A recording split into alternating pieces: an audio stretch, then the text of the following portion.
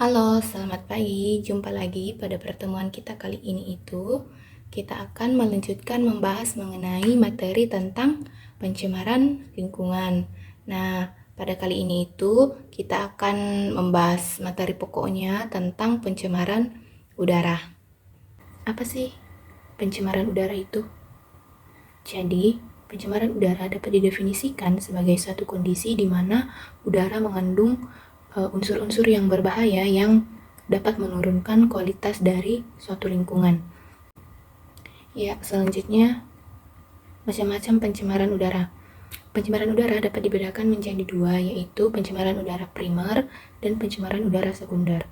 Pencemaran udara primer merupakan pencemaran udara yang disebabkan langsung dari sumber pencemar. Contohnya, meningkatnya kadar karbon dioksida yang disebabkan oleh pembakaran yang dilakukan oleh manusia. Kemudian yang kedua itu pencemaran udara sekunder. Pencemaran udara sekunder ini disebabkan oleh reaksi antara substansi-substansi pencemar udara primer yang terjadi di atmosfer. Jadi, substansi-substansi dari pencemar udara primer seperti karbon monoksida, sulfur dioksida, nitrogen dioksida, amonia, nitrik oksida yang berasal dari pencemar udara primer yang bereaksi di udara, itulah yang disebut dengan pencemar udara sekunder. Kemudian faktor-faktor dari pencemaran udara. Nah, faktor-faktor dari pencemaran udara ini ada dua juga. Pertama itu aktivitas alam. Aktivitas alam dapat menimbulkan pencemaran udara di atmosfer. Kotoran-kotoran yang dihasilkan oleh hewan ternak mengandung senyawa metana yang dapat meningkatkan suhu bumi dan akibatnya terjadi pemanasan global. Proses yang serupa terjadi pada siklus nitrogen di atmosfer. Selain itu, bencana alam seperti meletusnya gunung berapi juga dapat menghasilkan abu vulkanik. Nah, abu vulkanik ini dapat mencemari udara sekitar yang sangat berbahaya bagi kesehatan manusia dan tentunya juga tanaman. Kemudian yang kedua itu aktivitas manusia. Kemajuan teknologi dan industri di zaman yang modern ini membawa sisi negatif bagi lingkungan. Mengapa? Karena pengelolaannya yang tidak dilakukan dengan baik. Jadi, aktivitas-aktivitas manusia banyak memberikan dampak yang negatif juga bagi lingkungan, seperti pembakaran sampah, asap industri, asap kendaraan, asap rokok, penebangan hutan, dan masih banyak lagi. Selanjutnya, materi mengenai dampak pencemaran udara. Pertama, dampak pencemaran udara bagi kesehatan. Kualitas udara yang menurun akibat pencemaran menimbulkan berbagai penyakit bagi manusia seperti ISPA atau infeksi saluran pernapasan. Nah, saluran pernapasan merupakan gerbang masuknya udara ke dalam tubuh. Udara yang kotor membawa senyawa-senyawa yang tidak baik bagi kesehatan. Nah, tentu saja itu akan mengakibatkan terjadinya pengendapan logam yang terlarut pada udara dapat mengendap di paru-paru dan dapat menimbulkan iritasi. Yang dimana ini dapat mengakibatkan penyakit yang serius, dimana kita akan kesulitan bernafas, tubuh menjadi pusing, bahkan dapat mengakibatkan kematian apabila tidak ditangani dengan serius. Kemudian dampaknya bagi tumbuhan. Nah, abu vulkanik dari meletusnya gunung berapi itu membuat udara tercemar dan memicu terpicunya hujan asam. Hujan asam ini mengandung senyawa sulfur yang bersifat asam. Kondisi asam ini dapat mematikan tanaman di sekitaran gunung yang mengalami letusan.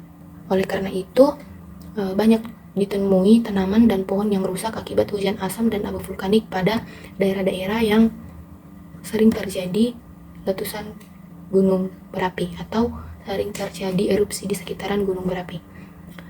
Selanjutnya yaitu efek rumah kaca.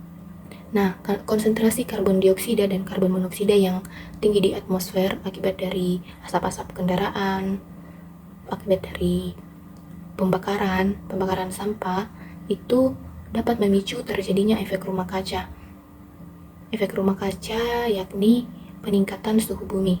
CO2 dan CO atau karbon dioksida dan karbon monoksida akan membentuk semacam lapisan yang akan menahan panas bumi untuk keluar, sehingga panas yang ditimbulkan bumi akan terkurung di dalam seperti pada rumah kaca. Dampak yang keempat yaitu rusaknya lapisan ozon. Nah, CFC yang merupakan senyawa yang sering digunakan dalam produk-produk pendingin seperti freezer dan AC, ketika terurai di atmosfer itu akan memicu reaksi dengan oksigen yang menyusun ozon.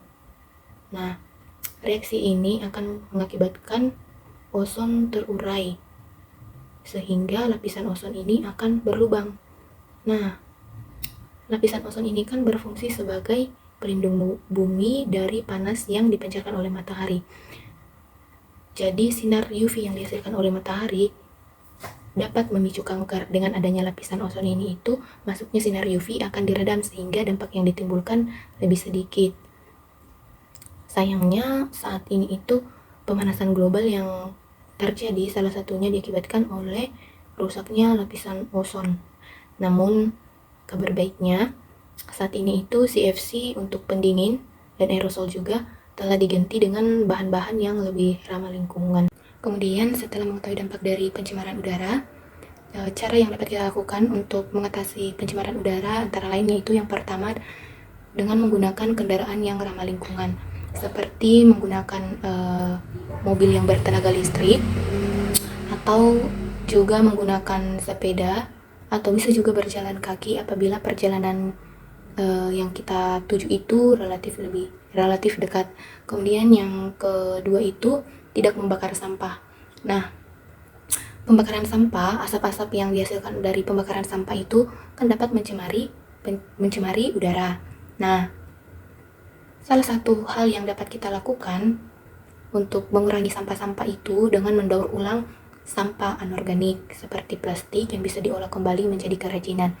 Bahkan kerajinan ini itu dapat kita jual kembali sehingga dapat menambah pendapatan.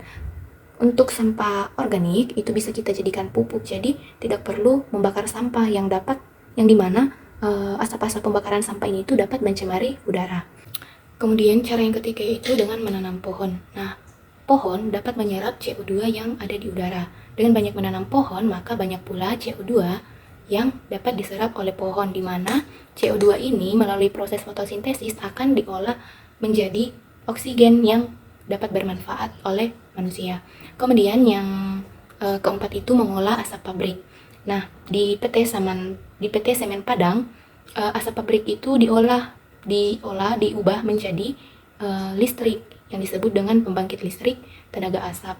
Jadi asap-asap dari pabrik di PT Semen Padang itu diolah menjadi listrik yang lebih bermanfaat. Ya, saya kira cukup untuk pertemuan kita kali ini tentang pencemaran udara. Jangan lupa mengerjakan tugas yang telah diberikan dan sampai jumpa pada pertemuan selanjutnya.